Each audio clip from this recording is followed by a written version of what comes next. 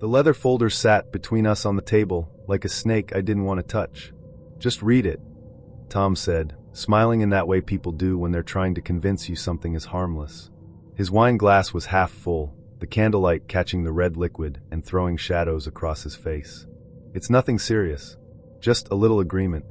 I didn't reach for it. An agreement for what? For us. The way he said it made my skin prickle. This was supposed to be a romantic night. Dinner at his apartment, music low in the background, the smell of something rich and garlicky still hanging in the air from the pasta he'd made. Not whatever this was. I glanced down at the folder again. Sleek black leather, expensive looking. He'd put it in the middle of the table after dessert, sliding it across like a dealer with a winning hand. "I'm serious," I said. "What's in it?" He laughed softly, as though I was being dramatic. "Just a partnership agreement. You know, something to make things official. It's about protecting each other." We'd been seeing each other for 6 weeks. Official hadn't been a word either of us had used yet. I opened the folder. The papers inside were neatly clipped, dense blocks of text broken into numbered clauses. The first page was all the usual fluff, full legal names, addresses, the phrase mutual commitment. But by the third paragraph on the second page, my eyes caught on something. In the event that Party A becomes temporarily unable to meet their financial obligations, Party B agrees to assume said obligations until such time as Party A is able to resume payment. I blinked, my mouth going dry. Financial obligations? What does that mean? Tom leaned back in his chair, sipping his wine. "It's just lawyer talk. Basically, if something ever happened, like if I got sick or my business hit a rough patch, you'd help me out. And of course, I'd do the same for you." I looked back at the page. The clause didn't say anything about limits. It didn't say rent or utilities or short term. It said obligations. That could mean anything. "How much are we talking about?" I asked. He shrugged, as if it were nothing. "It doesn't matter. It's not like it's gonna happen. My lawyer just likes to cover every base." I felt a flicker of unease. Why would we need this? We're not even living together. His eyes sharpened just slightly. "It's about trust. It's about knowing you've got my back and I've got yours. You said you're serious about me, right?" And there it was, the shift. The subtle pressure sliding under the warmth of the evening. I didn't answer right away. Instead, my mind started rewinding, looking for clues I'd missed. We'd met at a small networking event for creative freelancers. I was there because a friend had dragged me along, promising free drinks and decent company. Tom had been standing near the bar, talking to a group of people, laughing at something one of them said. He noticed me looking for an opening to order a drink and stepped aside with a smile. We struck up a conversation easily. He said he ran a startup that helped small businesses streamline their online presence, vague enough to sound important without giving much away. He was well-dressed, spoke confidently, and didn't have that desperate edge some guys at these events do. He asked for my number before the night was over, and I gave it to him. Our first date was coffee on a Saturday morning, sitting outside while the city woke up around us. He was charming, attentive, the kind of guy who remembered little details like how I took my latte. Over the next few weeks, we fell into a rhythm, a dinner here, a walk there, the occasional movie night. He was generous, always picking up the check, sometimes showing up with flowers or my favorite pastries. There was an intensity to him, but it felt flattering.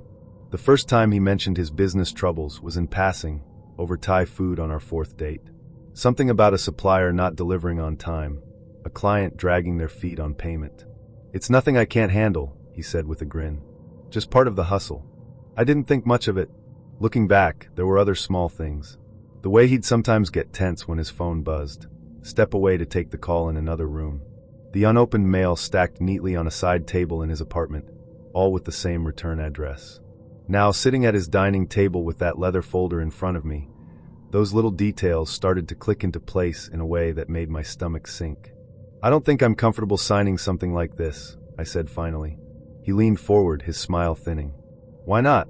You don't trust me?" "It's not about trust," I said carefully. "It's about not committing to something that could ruin me financially." His voice cooled. "Ruin you? Wow. That's dramatic. It's just a precaution. I'd sign it for you in a heartbeat." "That's great," I said, "but I'm not you." He drummed his fingers on the table, the charm slipping. "So what? You're planning to bail if things get tough? That's what you're saying?" I pushed the folder back toward him. "I'm saying I'm not signing this." For a moment, we just looked at each other. The easy, attentive man I'd been dating was gone, replaced by someone harder, calculating. He stood up, pacing to the kitchen and back. You know, I thought you were different. I thought you understood loyalty. Guess I was wrong. I stood too, my pulse picking up. I think I should go. He moved to stand between me and the door. Not aggressively, but enough to make it clear I'd have to brush past him to leave. You're overreacting, he said. Just take it home, read it properly. We can talk about it this weekend. No, I said firmly.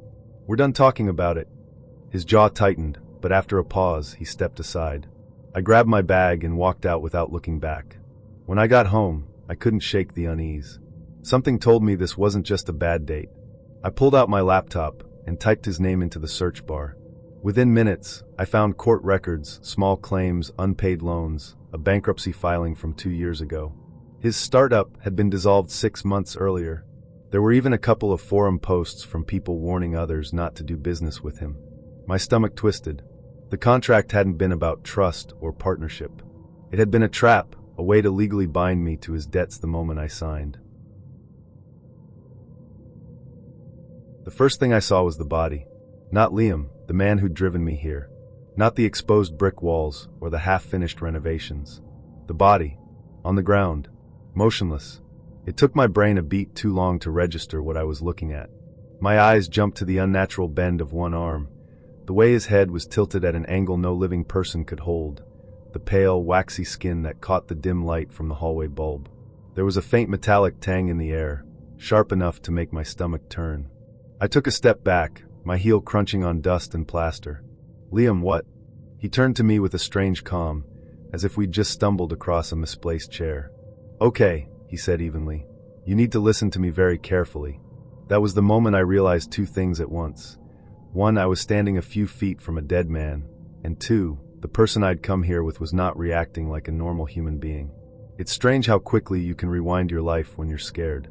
In the space of a few seconds, my mind shot back to 3 weeks earlier, to the night I first met him. It was at a friend's get-together, the kind where everyone ends up clustered in the kitchen, because that's where the drinks are. He was standing near the fridge, holding a bottle of beer, talking to 2 people I vaguely knew.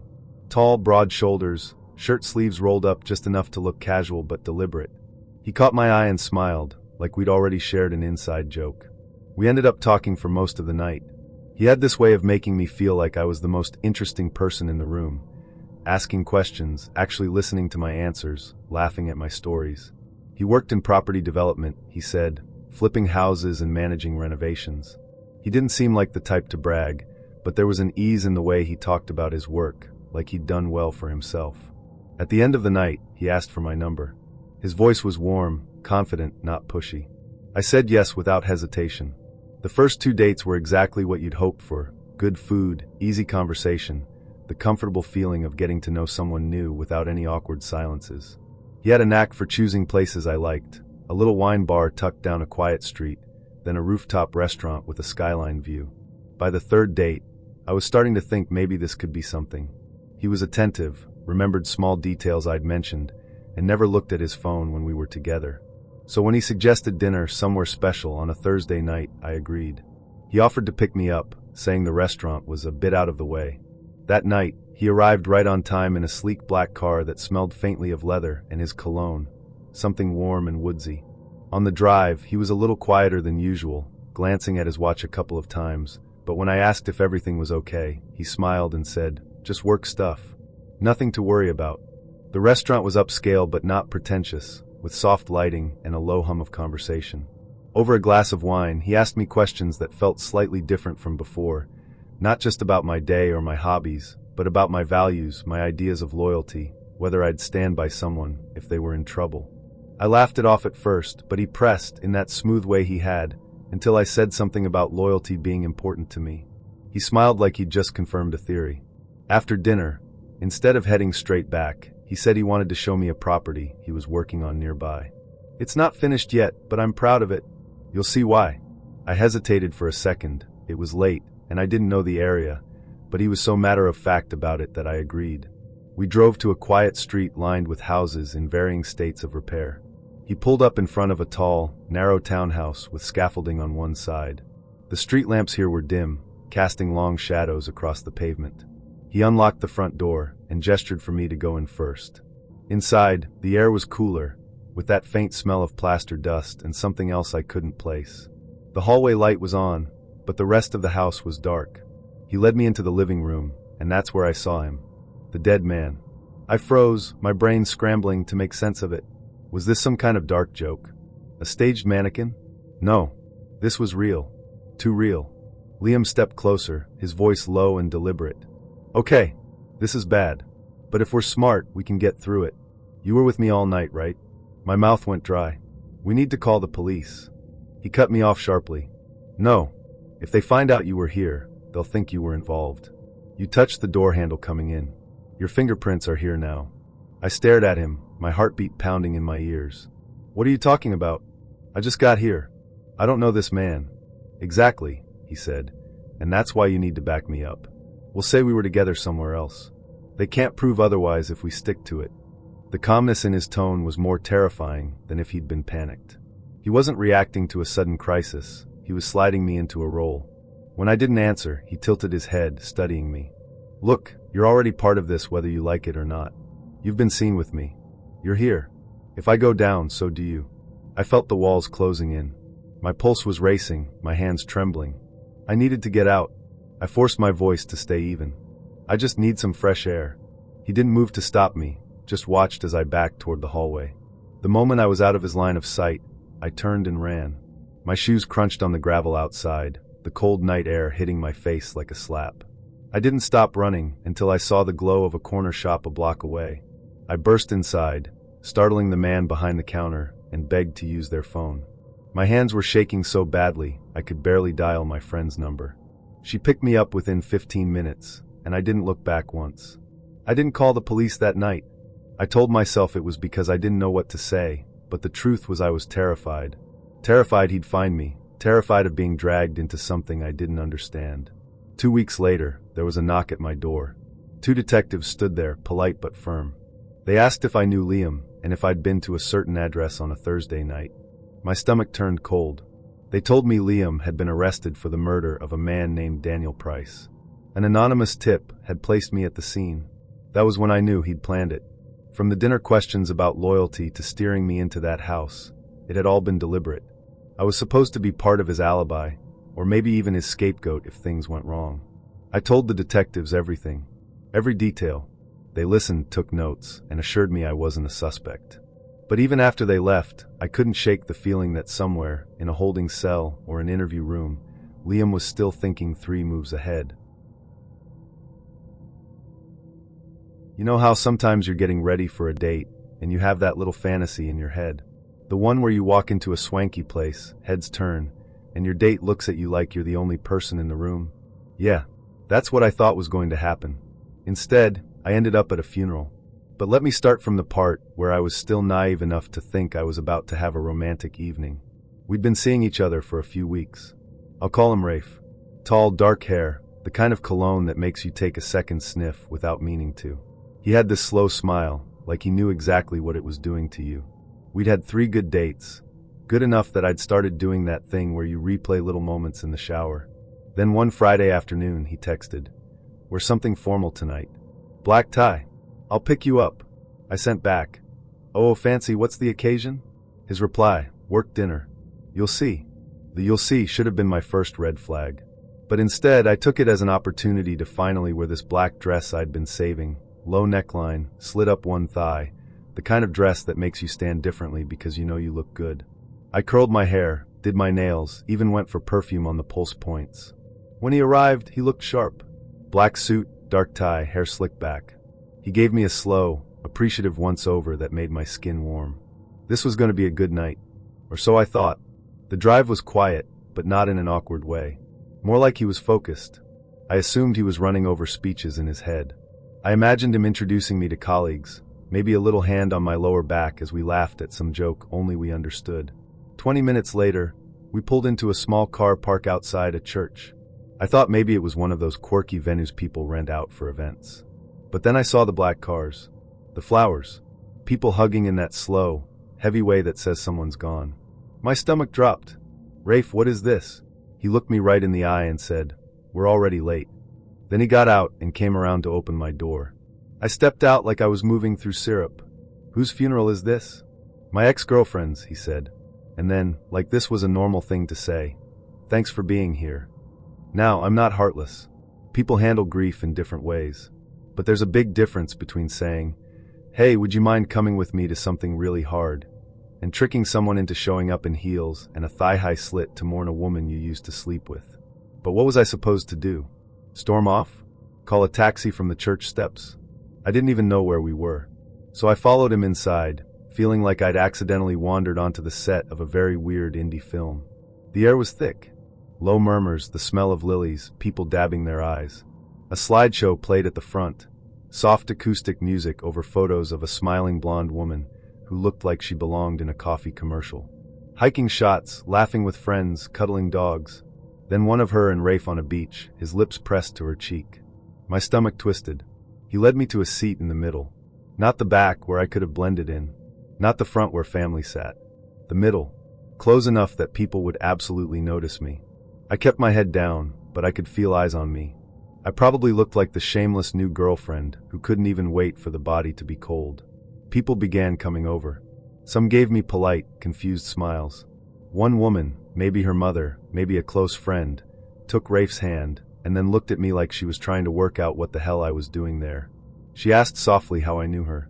I froze. Rafe jumped in smoothly. She's here for support. For me. Support. Like I was some emotional crutch he'd picked up on the way. The service went on forever. I didn't cry. I didn't even know her. But I kept feeling this awful guilt, like I was intruding on something sacred. And every so often, Rafe's hand would rest on my knee, his thumb tracing idle circles through the fabric of my dress, which was not the time for that energy, but I guess subtlety had left the building. Afterward, there was a gathering in the church hall. People stood around with cups of tea, sharing stories about her. I hovered near the back, trying to figure out how to get out without making a scene. Rafe was in his element, shaking hands, nodding along, looking solemn in a way that somehow still read as composed and attractive. When we were finally alone for a moment, I asked him why the hell he'd brought me there without telling me. His answer? I didn't want to go alone. Like that explained everything. He told me they'd been on and off for years, that she'd died in a car accident 2 weeks earlier, and he was devastated. Which, fine, but maybe don't invite the woman you've kissed 3 times to be your grief prop. By then, I'd had enough. I told him I needed to leave.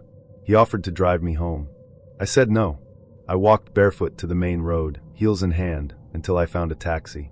In the back seat, I finally let myself breathe. The absurdity of it all hit me. Me dressed like I was going to a rooftop bar, sitting in the middle of a stranger's funeral while her ex rubbed my leg. It was so grotesquely surreal that a laugh bubbled out of me before I could stop it. The next day he texted, "Thanks again for coming." It meant a lot, like I'd helped him move house or something. I blocked him. But I'll tell you this. Every time I see a man in a black suit now, I wonder if he's about to take some unsuspecting woman on the worst date of her life. And if anyone ever tells you to dress formal without details, ask why. He was taller than I expected. That's the first thing that hit me as I stood half-hidden behind the group of people waiting for taxis outside the bar. The noise of the street was just a wash of bass and passing cars, but my focus was locked on him. Broad shoulders, dark jacket, that head tilt people do when they're in the middle of a fight. And next to him, waving her arms, was her. Her hair was pulled up into a messy bun, the way it used to be when we'd stay in, and she didn't care about looking date-ready. Her cheeks were flushed from either the cold or the shouting. She didn't see me. Neither of them did. But I saw him, and I knew that face. I'd seen it in a photo she'd shown me once, in her living room, voice trembling as she explained that he'd died in a car crash while trying to surprise her. That was him. The one she called my person. The one she said she still heard in her dreams. The man who was supposed to be dead. Now he was very much alive, and clearly furious. I didn't move. I didn't even breathe properly. I just stood there watching as he jabbed a finger in her direction, and she stepped forward like she might push him. They looked like they knew each other in that way only 2 people who've shared a bed and a life can. And I just kept thinking, what the hell am I looking at? I'd met her, let's call her Sarah, 2 months earlier. We matched on an app, but unlike most matches, she didn't waste time. No dead-end small talk. Within a few messages, she'd suggested meeting for coffee. She turned up in a deep green coat that made her eyes look brighter, her smile small but warm. We sat outside a little cafe by the canal, and from the start she had this openness that made talking to her easy. She had a way of leaning in when you spoke, like she was pulling your words closer. I noticed the way her fingers kept brushing the rim of her cup, like she needed to be doing something with her hands. We talked about the usual work, hobbies, places we'd traveled. Then, in the middle of a quiet moment, she dropped it. My ex died last year. Just like that. No warning. She didn't cry right away, but her voice went softer as she told me they'd been together for years. They were serious. He'd died in a car crash on the way to surprise her. She said she still had his hoodie folded on a shelf, untouched. I remember freezing, spoon halfway to my mouth, because what do you even say to that? I told her I was sorry. I told her she didn't have to talk about it if she didn't want to. She said she'd never told anyone new before, that it was too painful, that she trusted me enough to say it. And that was it. That was the hook. Not in a cynical way, just, how do you not feel something for someone who's survived that kind of loss? I thought I understood the shadows I sometimes saw in her eyes. We started seeing each other regularly. Not official, but steady. She had this quirky, affectionate way of being around me, sending voice notes in the middle of the day, reminding me to drink water, sending me long messages about a dream she'd had. There was always this undercurrent of intensity, like she was holding on to me a little tighter than necessary. She'd mention him sometimes, never his name, just him, or my person. She'd tell me about the playlists he made her, the trips they planned, how some mornings she still woke up expecting to hear his voice. I told her I wasn't trying to replace anyone, that we could go at whatever speed she needed. She'd just smile, sometimes with tears in her eyes, and lean into me. So that night outside the bar, seeing her with him, seeing him alive, wasn't just shock. It was like my brain couldn't decide whether to be furious, betrayed, or just bewildered. I didn't wait for my Uber. I didn't even go back inside to tell my friends. I just walked. Fast. My phone buzzed a couple of hours later. "Miss you. How's your night?" Like nothing had happened. I didn't reply. The next day she called. I let it ring. Then she texted saying she was worried I was pulling away, and that losing people made her spiral. That guilt tugged at me even then. I told her we needed to talk. She agreed to meet at a coffee shop near her place. She showed up in an oversized hoodie, messy hair, no makeup. She looked fragile, almost like she'd been crying already. I almost felt bad for what I was about to say. Almost. I asked her straight out who the guy was. She blinked, played dumb, asked what I meant. I told her what I saw, told her I recognized him from the photo she'd shown me. The pause that followed was long enough for me to hear my own heartbeat. Then she admitted it. He wasn't dead. They'd been together for years, yes, but they'd broken up after a huge fight. She hadn't taken it well. The story about the car crash? She made it up. Said pretending he was gone was easier than telling people he'd left her. Said it stopped the questions, made her look less like the one who was abandoned. And then she met me. And by then, she said, it was too late to backtrack. She stirred her coffee like it was nothing. No tears now. No tremble in her voice. Just a flat delivery of the truth. I sat there staring, trying to connect the woman in front of me with the one who'd told me about the folded hoodie. I left without finishing my drink. She texted afterward, long messages explaining again, saying she really did care about me, saying it wasn't manipulation, it was survival. I didn't respond. I blocked her a week later. I didn't notice it at first. That's the part that still bothers me when I replay it in my head. Not the ugly ending, not the fear, but the fact that it took me so long to see the shape of what was happening. It wasn't like in movies, where someone storms in shouting or slamming doors. It was quieter, softer, like a hand on your back that feels like it's guiding you forward, until you realize it's been steering you somewhere you never meant to go. Marcus wasn't the kind of man you'd expect to be dangerous. He didn't have that restless energy or the sharp tongue some guys use like a weapon.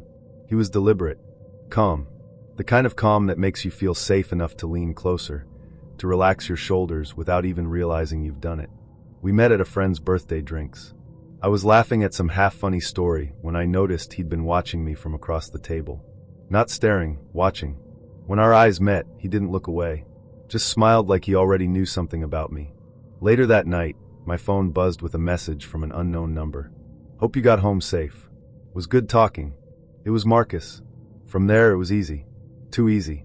He remembered little things, my coffee order, the way I always put my left shoe on first, a throwaway comment about hating when people cut across me mid-story. He'd tease me gently about them later, like he kept a private list of my quirks. It felt flattering. Intimate. The first few weeks were a rush. Good morning texts, late-night calls where we'd talk until my voice went hoarse, surprise snacks waiting in his kitchen because I'd mentioned craving them once. He made me feel like I was the most important person in the room, maybe even the world.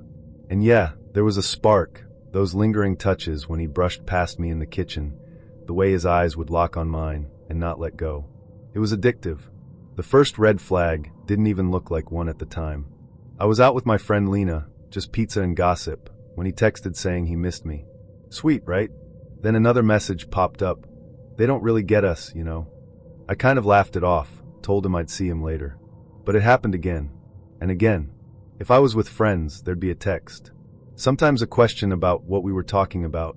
Sometimes a comment about how certain people didn't seem good for me.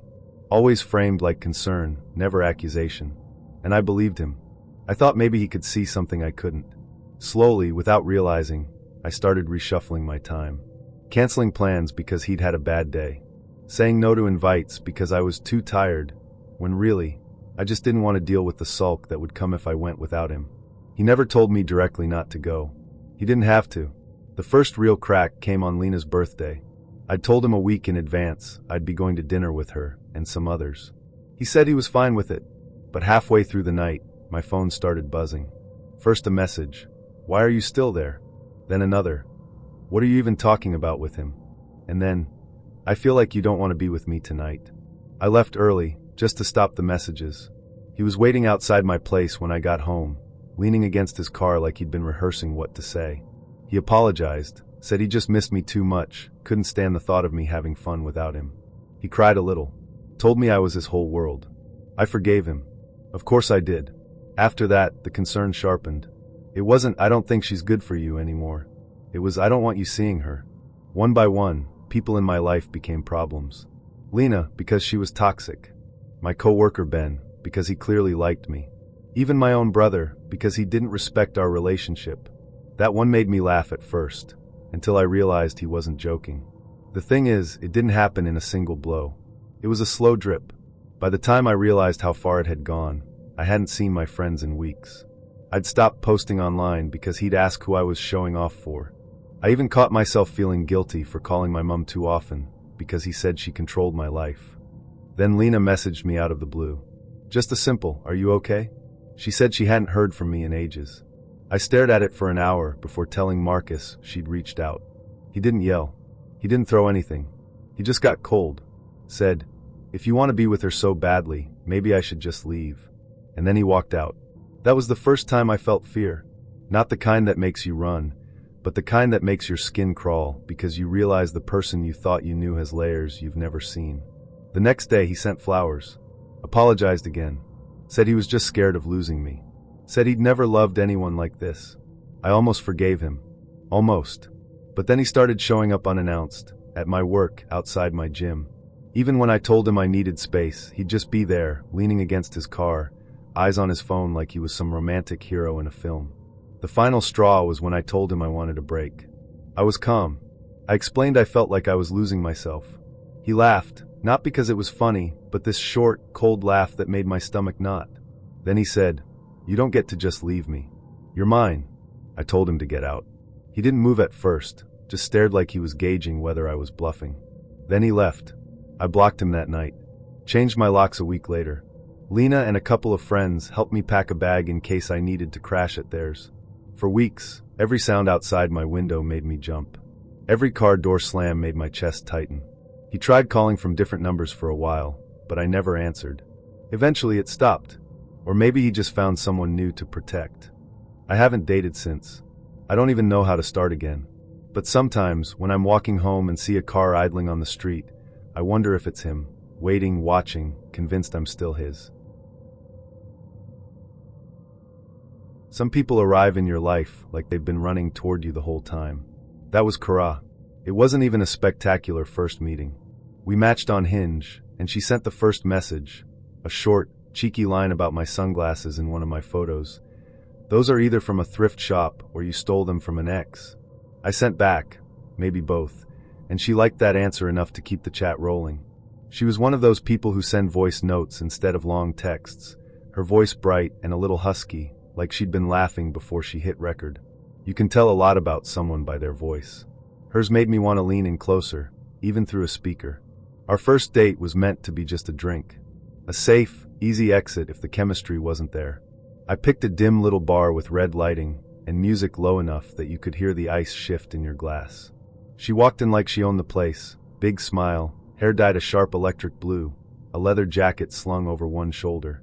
She hugged me like we'd already met and slid into the booth without breaking eye contact. There was no awkward warm-up.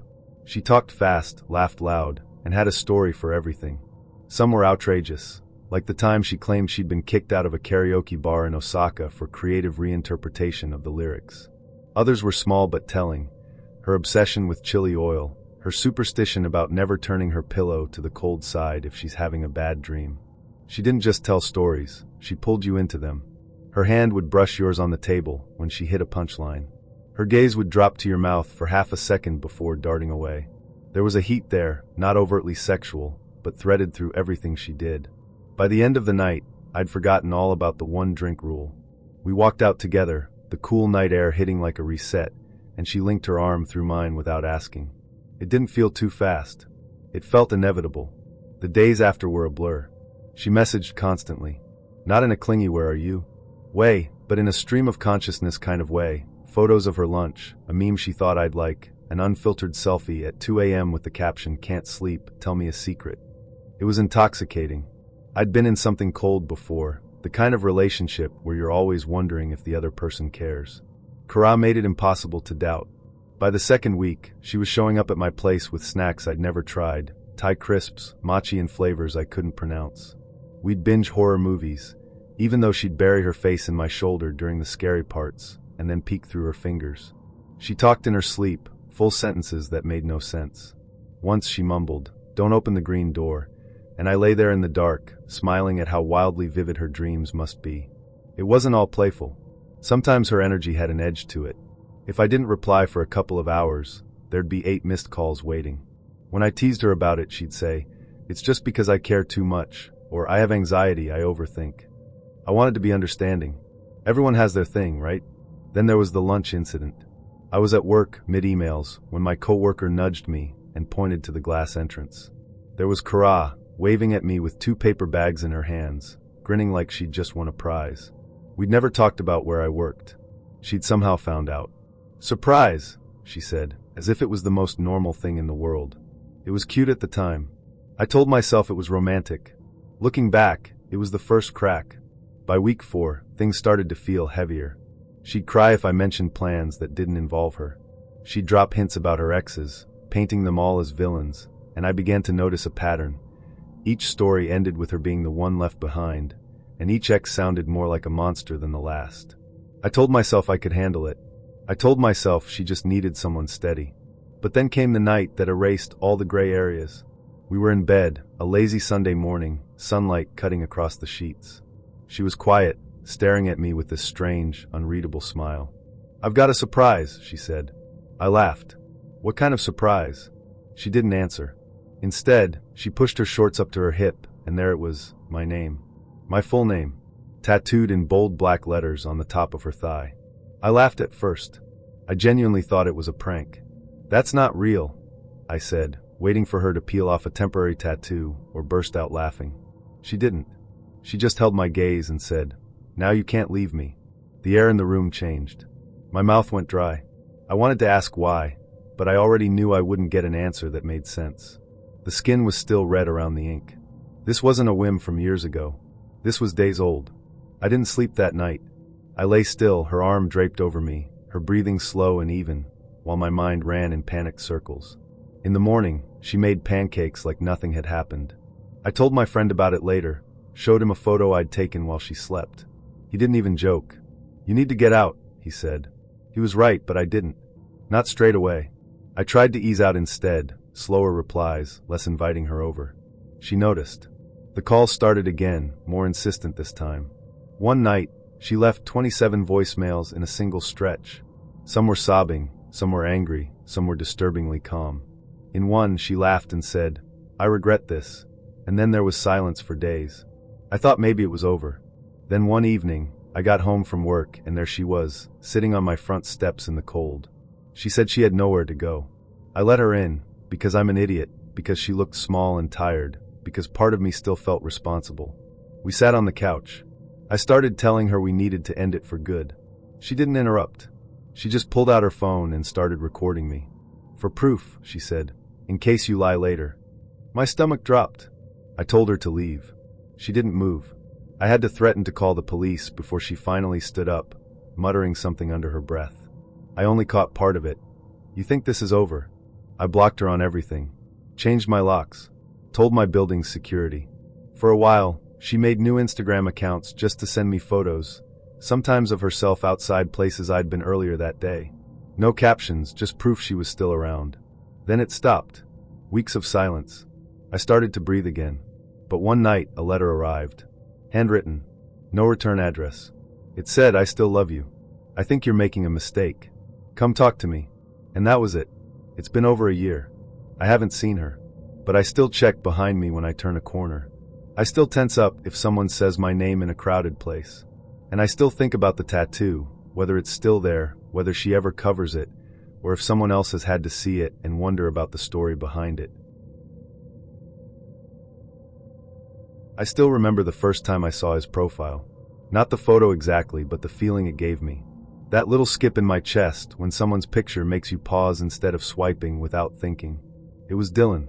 And it wasn't even that he was model hot. He wasn't. He had this laid-back smile, a hint of stubble lovely. We matched on Bumble, which I am sure you have heard of. He messaged me to begin with, something playful about my bio where I'd written, "We'll judge you by your coffee order." He sent, flat white, no sugar. How am I doing so far? The reply came with a winking emoji that felt just the right side of confident. I could tell right away he was one of those guys who could hold his own in a conversation without trying too hard. You know, that rare mix of quick wit and light teasing, balanced by actual interest in what you're saying? That. Our initial date was coffee by the canal. The weather was decent, warm enough to sit outside without shivering, cool enough for him to wear this soft black hoodie that had no logo, no branding, just clean lines. He had on sleek gray trainers that looked too nice to be worn every day, and he carried a reusable water bottle like it was an extension of his hand.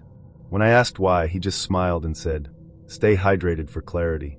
I didn't know what the hell that meant, but it made me laugh, and I liked that he didn't explain it further. There was an ease between us straight away. He had one of those calm, low voices that made you lean in without even realizing. The kind of voice you imagine would sound good in your ear, late at night, when the lights are low. And yeah, I noticed the way his eyes lingered just a second longer than necessary when I spoke. That slow, deliberate kind of attention that makes your skin feel warmer. We didn't kiss that first date. Just a hug goodbye that lingered half a beat longer than casual. But I went home buzzing, already replaying his smile in my head. After that, we weren't doing formal dates all the time. More like casual drop-ins. He'd meet me outside work, sometimes with takeaway coffees, sometimes just to walk with me until I got to my bus stop. Once we grabbed noodles and ate them on a bench, knees brushing in that subtle way that feels more intimate than holding hands. There was always this charged undercurrent between us, like if either of us leaned in just a little more, something would happen. But here's where it started to get odd. He never once invited me to his place. At first, I didn't even clock it. I wasn't pushing for overnights. But after a couple of weeks, I realized that every time the topic could have gone there, he'd slide around it like water slipping past your fingers. The first excuse was that his building was under renovation. Then it was that his cousin was staying with him. Another time, he claimed his shower wasn't working, so he'd been going to the gym every day to clean up. All of it sounded possible. Not likely, but possible. And because he always seemed freshly showered, dressed neatly, smelling faintly of something warm and woody, I didn't question it too hard. Still, the gym thing came up a lot. More than it should have. And not in the way fit guys talk about it, either. He never looked like he'd actually been working out. It was just always part of his timeline. After the gym, before the gym, on my way to the gym, like it was a placeholder in his day. By week 3, I started noticing other little things. His phone was almost always on airplane mode when we were together. He never took calls in front of me. Once, he told me he had a work meeting, but I spotted him sitting at a bus stop for nearly an hour, scrolling through Spotify like he was killing time. And when I asked about his job, he said he was in tech, some kind of product manager. He'd get vague. It's a sprint week, or, you know how tech is. I work in an office. I do know how tech is. And that wasn't it. One afternoon, I texted him saying I was near his area and had a long break. I asked casually if I could drop by his place. He dodged it completely. Didn't even give an excuse this time, just changed the topic to ask if I wanted bubble tea. That was the first time my gut really spoke up. Later, I told my friend Anika about it, laughing it off. She didn't laugh. She just said, "Girl, either he's married or he's broke." I laughed then, but her words stuck in my head like a burr. A few days after that, curiosity got the better of me. Not the kind of curiosity where you scroll back through texts or check someone's tagged photos. The kind that makes you grab your keys and drive somewhere you probably shouldn't. Dylan had once mentioned his gym was 24/7 and near the old station road. That's not a big area. So one night, I drove over. I saw it before I saw him. A silver hatchback parked just behind the gym, tucked in the shadow of the building. Lights off. And then in the driver's seat, leaning back in that same black hoodie, Dylan. I drove past slowly, pretending I didn't notice, my pulse in my throat. I parked around the corner and waited. 15 minutes passed. Then I saw him open the driver's door, step out, stretch like he was waking up. He tossed a small duffel into the back seat. And then I saw it. He pulled out a toothbrush from the pocket of his hoodie. That's when it hit me. He didn't have a condo. He didn't even have a flat. Dylan was living in his car. I didn't know how to feel. Part of me felt this sharp pang of sympathy. The other part was reeling, because he'd built this whole sleek, confident image and never once hinted that his life looked nothing like the picture he'd painted. I didn't text him for 2 days. On the third, he messaged me. "Everything okay?" I stared at the screen for a long time before replying. "Are you living behind the gym?" There was no reply for hours. Then finally, "Yeah." Nothing else. I told him I wasn't mad. I just didn't understand why he'd lied. His reply is burned into my brain, because I like pretending I have something to offer. We didn't see each other following. I drove past the gym a week later out of habit. The car was gone. Maybe he found a place. Maybe he left the city. Sometimes I wonder if someone else figured him out. But more often, I think about how perfectly he'd played the role, how easy it had been to believe him because I wanted to. The first time he suggested the strip club, I laughed. Not because I was into the idea, but because it was a Tuesday.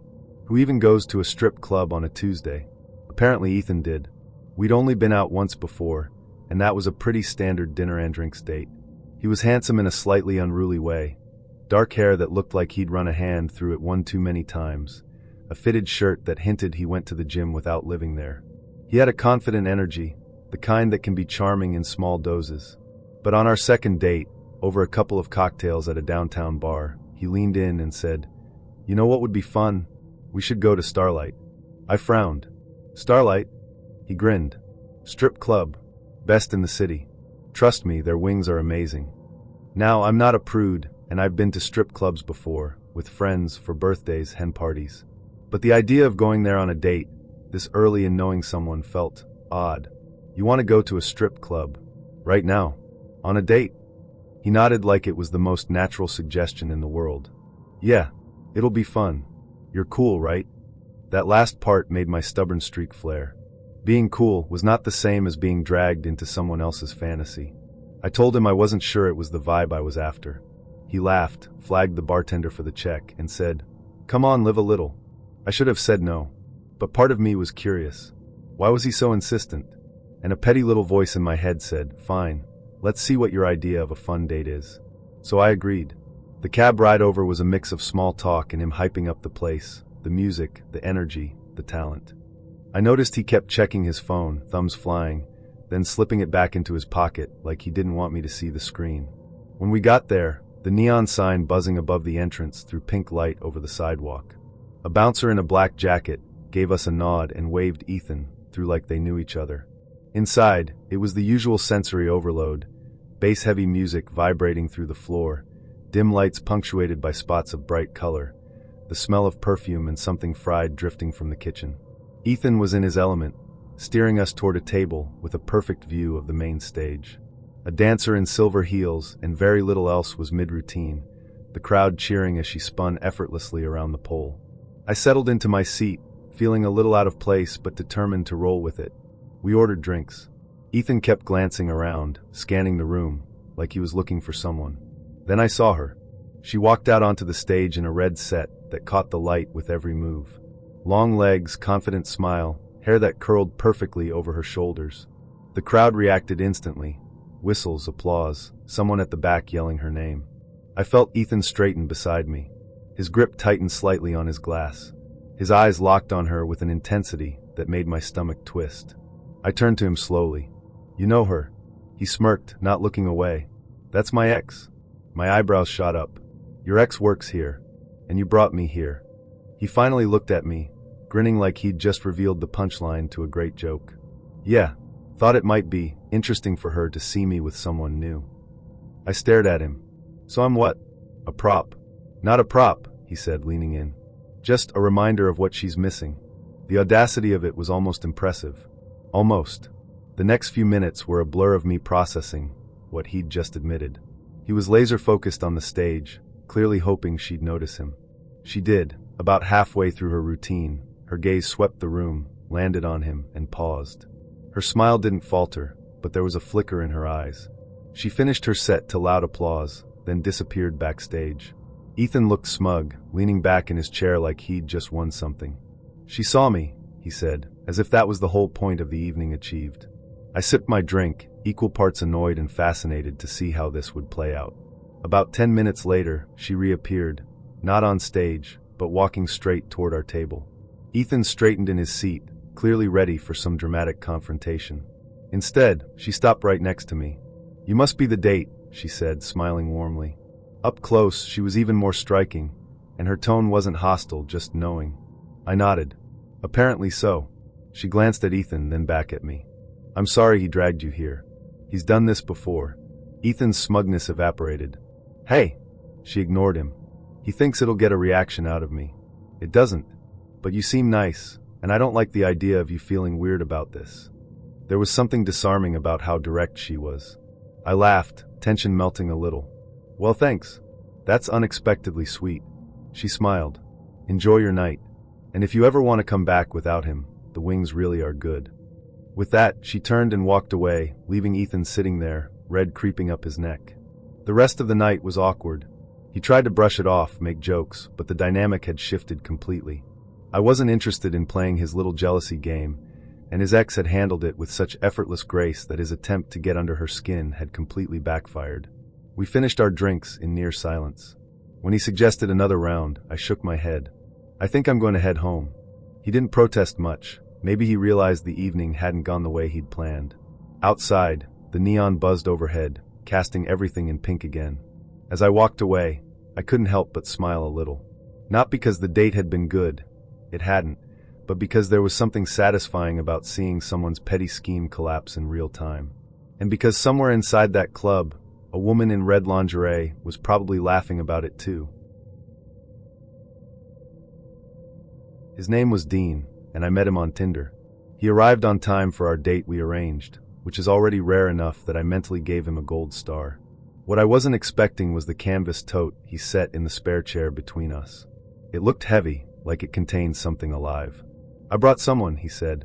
Then, with the formality of a magician revealing the sawed-in-half assistant, he reached in and produced a taxidermy gray squirrel. "Meet Bernard," he said. Bernard's glass eyes had the kind of eternal knowledge you find in library basements. His tiny paws were posed mid-plea. There was an actual bow tie affixed under his chin. I said, and my sentences quietly climbed out of my body and went to hide behind the dessert menu. "Bernard is my chaperone," Dean explained while the waiter hovered, caught between horror and customer service. "He used to be my father's." He patted Bernard's rigid head with surprising tenderness. "Dad said he'd watch over me. He was joking at the time, but then he died suddenly, and well, Bernard's sort of continuing education. Now, I'm not unkind. I catalog relics of grief for a living. Lockets with hair, portraits painted after death, letters stained with salt water. But I had never shared bread with a preserved rodent in formalware." The waiter approached with the kind of professionalism that deserves a medal. "Sparkling or still?" he asked, but looked at Bernard when he said it. I chose sparkling because I needed violence in my bubbles. Dean ordered still for Bernard, then asked, earnestly, if they had a booster seat. They did not. Bernard, therefore, sat in a fold of the tote, propped so he could see me. The menu trembled in my hands. My brain was screaming this as a man test. Dean was handsome in the way that implied a good relationship with sunscreen and floss. He asked about my work and listened with the kind of focus that felt almost intimate. Whenever I finished an answer, he turned Bernard slightly toward me, as if to say, "See, she's interesting." "You probably think this is weird," Dean said. I chose a word that wouldn't send me to hell. "Unforgettable." He smiled, relieved. "It's not like I bring him everywhere. Just first dates. If someone can't handle Bernard, maybe they can't handle me." I wondered which me he meant, the one who brings a dead squirrel to dinner, or the one who needs to. The risotto came, perfectly earthy, steam curling upward. Dean ceremonially held a grain to Bernard's mouth. "For luck," he said. I took a polite bite and tried not to laugh into truffle fumes. It was going fine, surreal but fine, until the NSFW curveball. Dean leaned in and, in a low voice, said, "I should tell you, Bernard also protects my romantic energy." I blinked. "Meaning?" "When I'm on a date, I have a tendency to move too fast. Touch too soon. Bernard's presence reminds me to slow down. Be chivalrous." His eyes flicked to my neckline, then back up, not leering, more like someone checking the time. My skin prickled, part flattered, part wary. "So Bernard is like a Victorian chaperone," I said. "Exactly," he said. "Only stuffed." The waiter returned, clearly dying to gossip in the kitchen. We ordered wine, red for me, nothing for Bernard. Dean told me about his father. Camping trips, bad puns, the way he'd invent elaborate stories for the animals they saw. Mid-meal, a little girl at the next table peered over the banquette, wide-eyed. "Is that a squirrel?" Dean turned, teacher gentle. "Yes. This is Bernard. He's dead," she announced, in the blunt way only children and museum labels can manage. Her mother reached to pull her back, mortified, but Dean smiled softly. "He is," he said. "But he still helps us be brave." The girl nodded, as if this made perfect sense. Her mother mouthed sorry. I was starting to soften, against my better judgment. After dinner, we walked. Dean carried Bernard like an heirloom, ridiculous and sacred. On a corner by a florist, he paused. "Can I be even weirder?" "At this point the curve is broken," I said.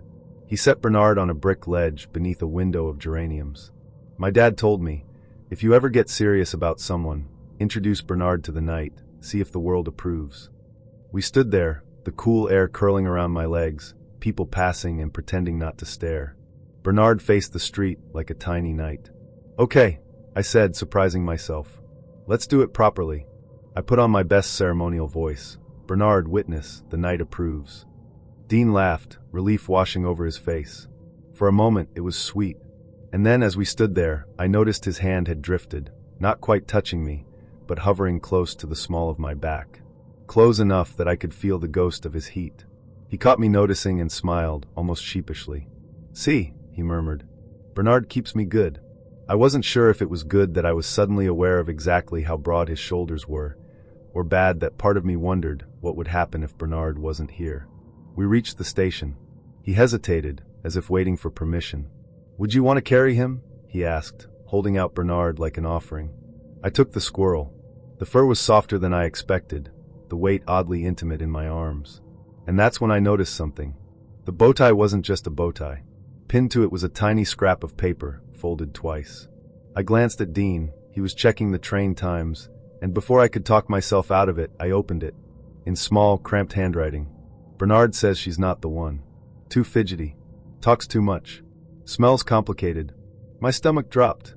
Dean turned back, smiling, completely unaware I was holding his little insult note.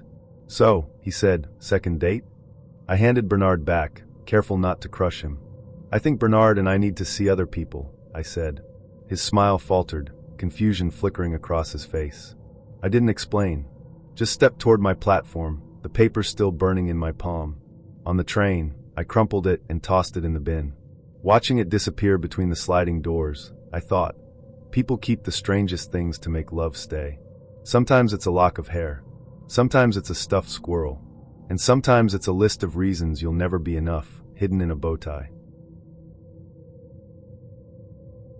The first thing you should know is that I have poured drinks for men who order espresso martinis at 10 a.m., and I've made small talk with women who sip Chardonnay like it's holy water. I thought I'd seen every possible way a drink order could tell you about a person. I was wrong. The second thing you should know is that I wasn't going to go on this date at all. I was 2 shifts deep into a 5-day run behind the bar. My feet felt like they'd been replaced with clenched fists, and my social battery was flatter than the soda gun after midnight. But then there were his messages, long, careful paragraphs that felt like they'd been written by someone who didn't just want to talk to me, but wanted to know me. I like the way you describe music, he'd written after I'd gone on a tangent about drummers who treat the snare like it's a heartbeat. I like the way you say tender about cymbals. So I showed up.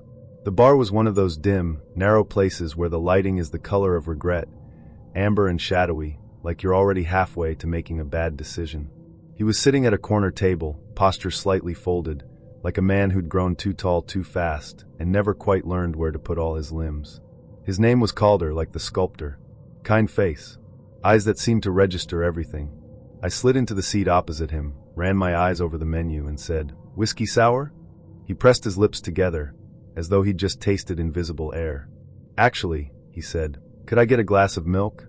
I thought he was joking. I laughed, not a polite laugh, but the kind that bursts out before you can stop it.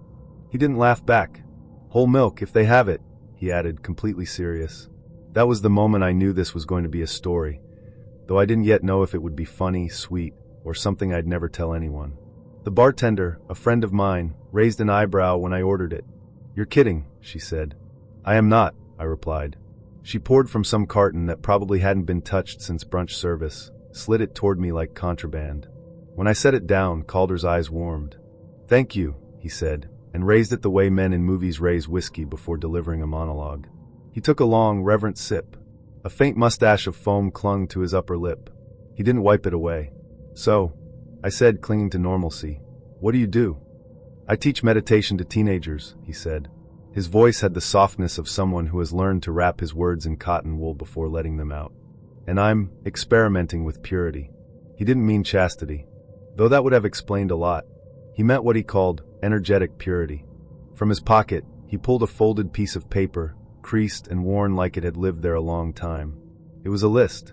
No caffeine, no alcohol, no refined sugar after noon, no screens after sunset, no spiky music, heavy metal, trap, aggressive hi-hats. Lots of water, lots of milk. "Milk is grounding," he said. "It coats the nervous system." He tapped his sternum. "My teacher calls it white gold." "Your teacher is either a genius or a dairy lobbyist," I said. He didn't laugh, but his mouth tilted like I'd just attempted a pun. He asked about my drumming. I told him the truth. Rhythm is how I live inside time without fighting it. "My mother says I came out tapping patterns on the NICU blanket." He nodded like I'd just recited scripture. He asked good questions, the kind no one asks unless they actually care. What does it feel like to be perfectly in the pocket? When do I know a night's going to be bad? I told him about the electricity under my skin before a bad set, the way the audience's mood can land on you like weather before you've played a note.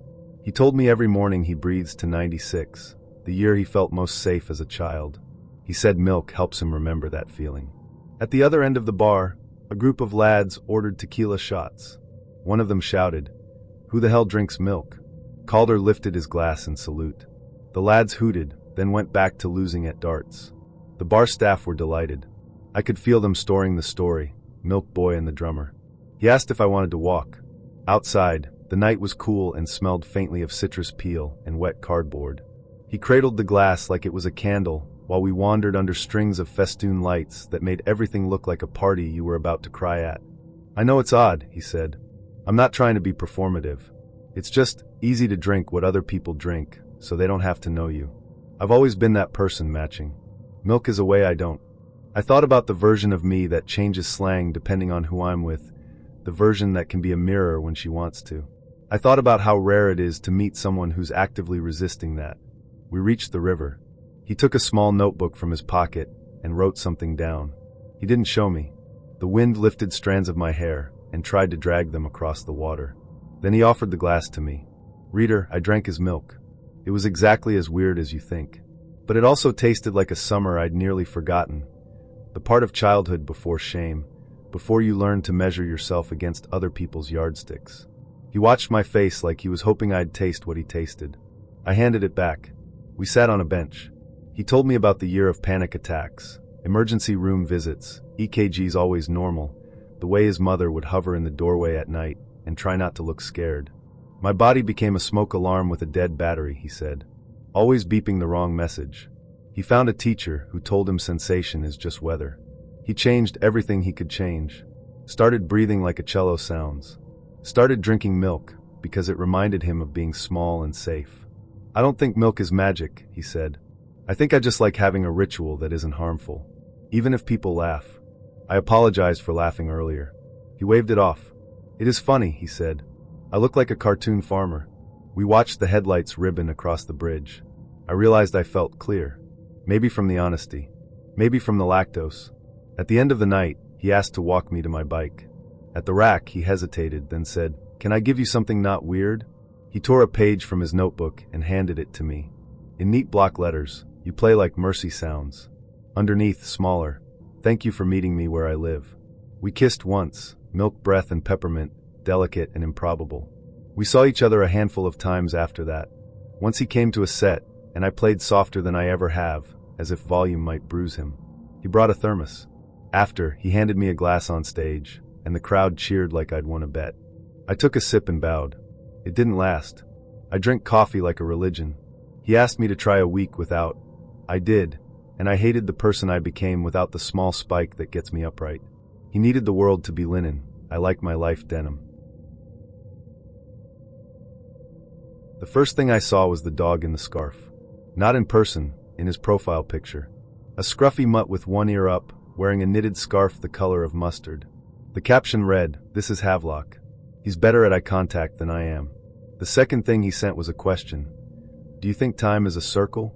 I typed back, "Only when I'm dating." He laughed in emoji form, which is not the same, but close enough to get me curious. His name was Ezra, and he taught philosophy. That should have been a red flag. I know enough florists who've dated men who turn every argument into a Socratic seminar, but he had kind eyes in every photo, so I let it slide. We agreed to meet at a bistro that does scallops like apologies. Rich, tender, and just a little too expensive for a weeknight. I saw him through the window first. Tall, that kind of tall that makes people in queues glance upward. Handsome, in a way that felt almost accidental. Curls that looked like they'd been sculpted by a breeze. He stood when I came in, said my name like he'd practiced it in the mirror. Zadie. I relaxed exactly 2 degrees. We were 10 minutes into witty banter. He told me about a student who'd turned in an essay entirely composed of memes. I told him about the couple who'd fought over whether Ivy was too funeral for their wedding arch, when he excused himself to the restroom. I sipped my drink, texted my best friend that he seemed normal, and mentally congratulated myself for not being on a date with a crypto evangelist for once. And then he came back wearing a wedding dress. Not a subtle one either. Full skirt. Lace bodice. A veil trailing behind him like a sigh. The room reacted in ripples. First, the quiet double take from the couple at the next table. Then the stifled cough laugh from the guy at the bar. The waiter, halfway to our table, froze mid-step, eyes flicking between us like he'd wandered into the wrong dream. I made a sound somewhere between a gasp and a tea kettle deciding to whistle. Ezra held his hands up, palms out. "I wanted to see," he said, "what it feels like to bring the story I'm not supposed to bring." There's a moment, when something so absurd happens, where your brain flips through its internal Rolodex of possible explanations. Danger, prank, performance, art, mental break. I looked at his face. Not mocking. Earnest. A little terrified. The dress had been altered to fit. The sleeves hugged his arms like they'd been tailored. The bodice sat just right on his frame. "Okay," I said slowly, because I am a woman who deals with brides weekly, and also the occasional emotional collapse near the peonies. "Tell me the story." 3 months ago, his fiancée had left. Not for another person, he said, but for a feeling she'd lost somewhere along the way. "I bought this dress with her," he explained. Not for her, obviously, but with her at the shop while she chose hers. It was a joke. The shop assistant said if I tried something on, she'd give us a discount. So I did. She laughed so hard she cried. It was the happiest I'd ever seen her. His voice didn't crack, but something in it leaned toward an edge. And then she fell out of love with me the way a tide falls, slow, inevitable, no one's fault. He took a breath. I've been trying to date without telling that story. To not make it my name tag. But it is my name tag. and I don't know how to be honest without being this." He gestured to the ocean of satin. The bistro had gone into that hush that happens when a room decides to pretend something is normal. The waiter appeared saintly calm and said, "Would madam like more water?" I laughed, the room exhaled, and Ezra did too. We ate bouillabaisse like nothing was amiss. I told him about the couples who come into my shop and fight over hydrangeas. He told me how he packs grief into labeled boxes: her toothbrush, the text thread, the sound of her key in the lock. At some point, the dress receded from the center of the scene. He was funny, in a dry way, asking questions that made me think instead of perform. He told me he tells his students that philosophy is just asking better questions about why your chest hurts. When I asked why he kept the dress, he said, "Because returning it felt like erasing a chapter that had actual sentences." "Also," he added, "I look incredible." "You do," I admitted. "You look like you're about to seduce a duke." After dinner, we walked.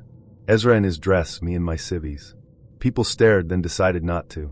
A group of teenagers yelled, "Ya's queen," and he curtsied so gracefully that even the pigeons seemed impressed. I asked if the dress was heavy. "It feels honest," he said.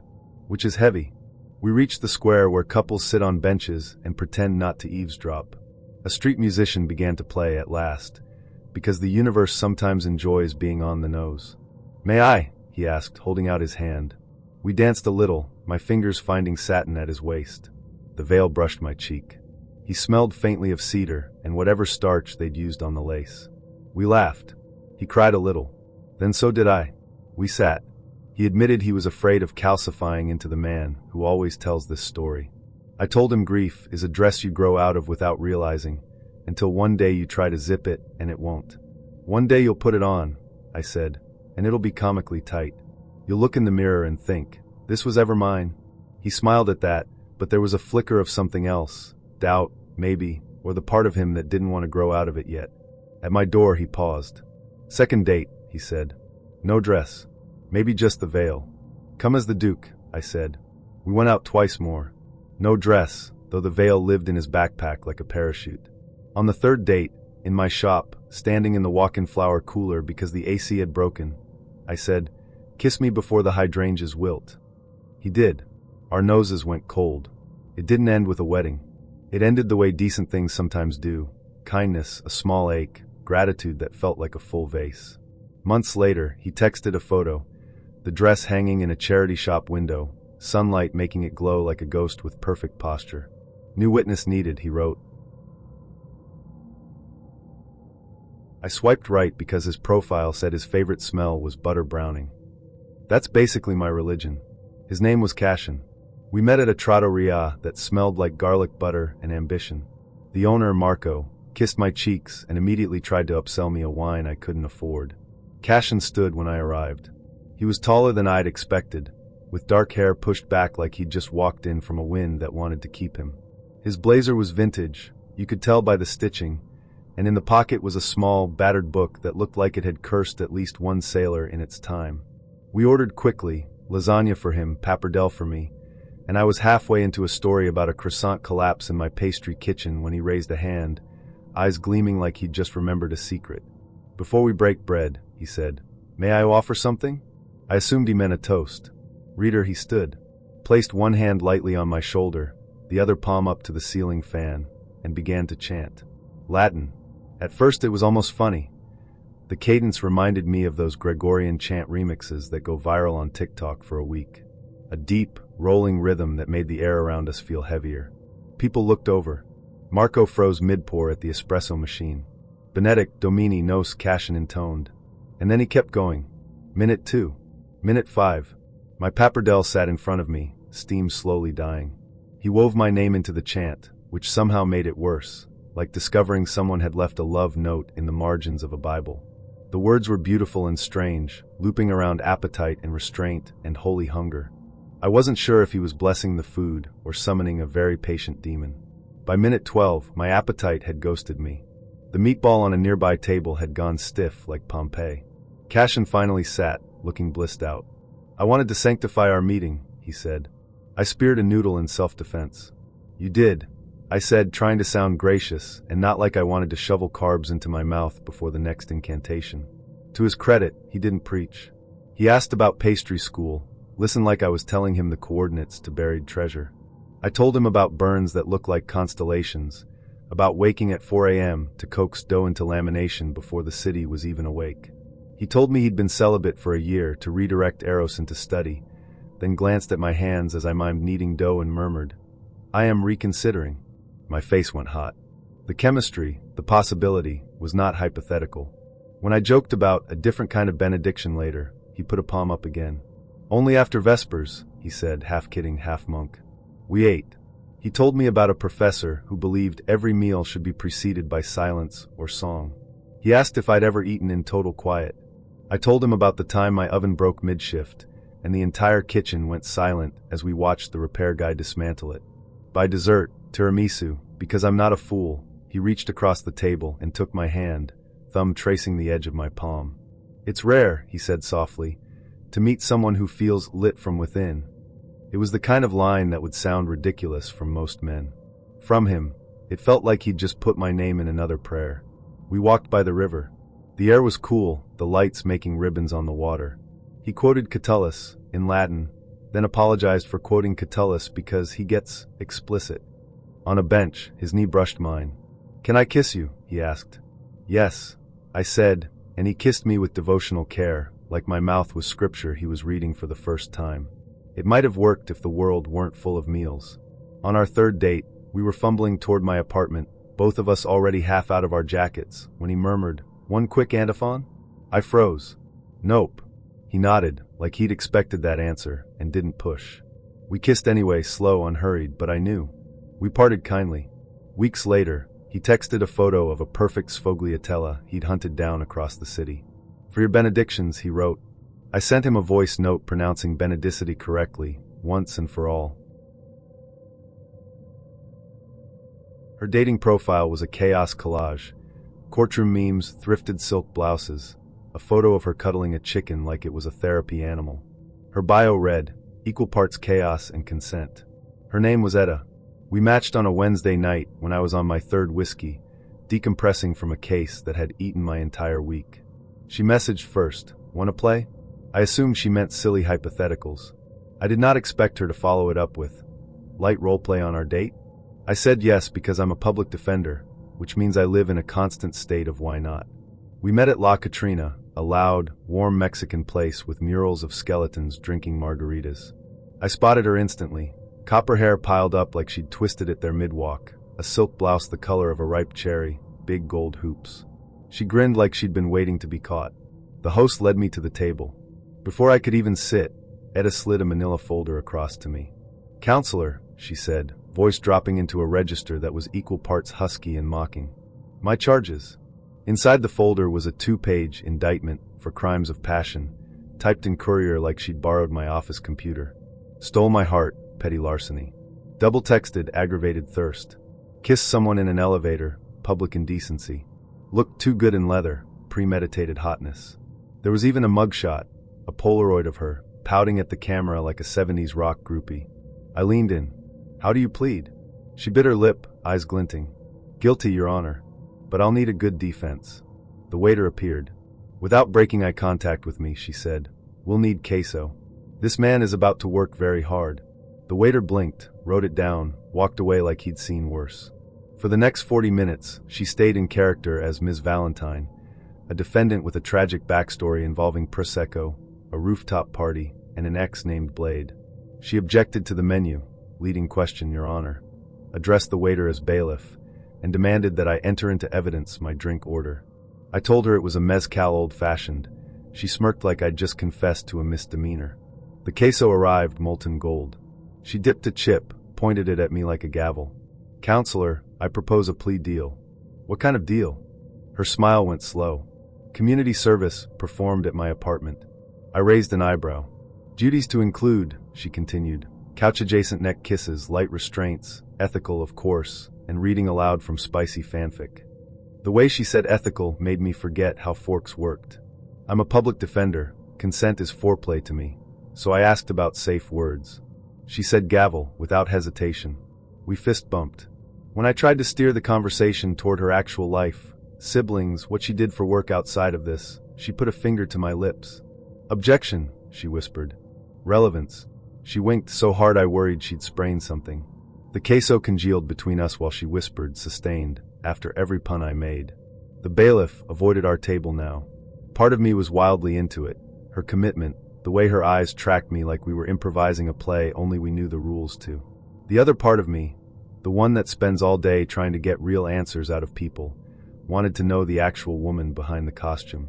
When the plates were cleared, she leaned in, elbows on the table, gold hoops swinging. Counselor chambers? There was a beat where I considered saying yes. I imagined her apartment, dim light, the way she'd keep the bit going right up until some moment broke it, and we'd both laugh. Instead, I said, "Ms. Valentine, I move to dismiss for now." Without prejudice. Something flickered in her eyes. Not hurt, exactly, but a shift. She sat back, smiled, and said, "Okay, maybe I'm nervous." That was the first out-of-character thing she'd said all night. I told her I liked her, and that we could do a remand to next week, no costumes. She nodded, serious. "Gavel," she murmured, testing the word. Our second date, she came in jeans and a t-shirt that said "Don't make me use my lawyer voice." No folder. No charges. She was different, still quick, still funny, but more grounded. She told me about her job managing a vintage shop, her cat named Jury, the fact that she'd once broken her ankle falling off a bar while trying to grab a disco ball. We kissed on my stoop, no objections filed. It didn't last past date 3. She liked adrenaline, nights that swung big. I liked Sunday pancakes and the quiet high of winning emotion I thought I'd lose. When we ended it, she mailed me a tiny plastic gavel with a note, "For your desk. Use with care." It sits there now, next to the files that eat my soul. Sometimes, when a client says something so absurd it could be fiction, I tap it once quietly. Most people treat dating apps like a clearance rack, flipping quickly, barely looking, tossing things aside at the first wrinkle. Evan's profile made me stop scrolling. Not because it was flashy, quite the opposite. There were only 3 photos. 1, a slightly shy smile in soft light. 2, him holding a mug on a balcony, steam curling up into cool morning air. 3, kneeling in front of what looked like a bird feeder, head tilted, as if mid-conversation with a sparrow. His bio was short. "I like listening to birds. Humans too, if they're interesting." I swiped right. His first message wasn't "Hey" or "WID." It was, "What's your favorite sound?" I sent, the low rumble of a train from inside my apartment. And the sound of someone's laugh when they don't want to laugh but can't help it. He replied, "Wind through high trees." And the sound of my own heartbeat in my ear after running. At the time I thought, poetic. Later I realized, foreshadowing. We met at a cafe where every plant looked more styled than I did. Tall fiddle-leaf figs by the windows, a moss wall behind the counter, tiny succulents on every table. The air smelled of dark roast and something zesty, lemon oil maybe. He was already there, seated by the window in a navy sweater with slightly worn elbows. He stood when I walked over, revealing that he was taller than I'd guessed from his photos. "Hi," he said, voice low and almost careful. We shook hands. His was warm, dry, and held mine for exactly 1 beat longer than necessary. Enough to register, not enough to be awkward. The first 10 minutes were the usual dance, jobs. I'm a junior photo editor at a lifestyle magazine. He's a freelance illustrator. Siblings, he has 1 younger sister. I have no siblings but a cousin who might as well be. Oat versus dairy, oat in coffee, dairy and cheese. Then, out of nowhere, he said, "Want to see something I'm working on?" I braced for an iPad sketch or a design portfolio. Instead, he unlocked his phone, swiped, and turned the screen toward me. A close-up photograph of an ear. It was his ear. The lighting was soft, coming from the left, catching the ridges of the helix and conchus. The detail was startling. You could see faint peach fuzz, the almost invisible whorls of skin. He swiped again. Another close-up. This time the light was cooler, more shadowed, with a faint flush on the upper cartilage. He kept swiping, dozens then hundreds of ear portraits. Morning light, golden hour, black and white, some with water droplets, one with a faint imprint from sleeping on a pillow. "I'm documenting micro changes," he explained, eyes on me to gauge my reaction. "You can tell when I'm aroused, see how the helix flushes? And when I'm stressed, the lobe tightens." I leaned closer to the screen despite myself. The photos were surprisingly beautiful. Tactile, intimate, but still all ears. All his. "After a breakup, I decided to turn inward," he said. "Literally. Everyone photographs their face. Ears are honest. They don't know how to pose. He showed me a set titled After Running, another called Listening to SZA, and one labeled NSFW, which was just his ear, slightly redder. I don't post those, he said, cheeks coloring in stereo with the photo. I asked if he photographed other people's ears. He looked startled, even defensive. No. Too invasive. The irony sat between us, sipping a cappuccino.